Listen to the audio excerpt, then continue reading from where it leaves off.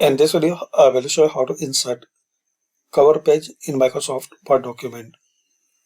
So here, click on this Insert tab, then Cover Page. So in this drop down, you can select any style of cover. Just select it.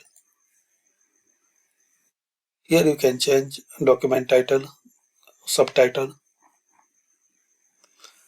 and here your company name and other information. Similarly, you can change it with another style.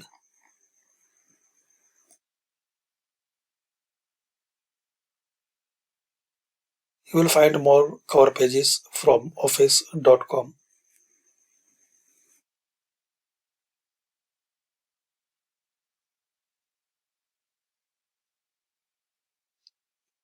So thanks for watching.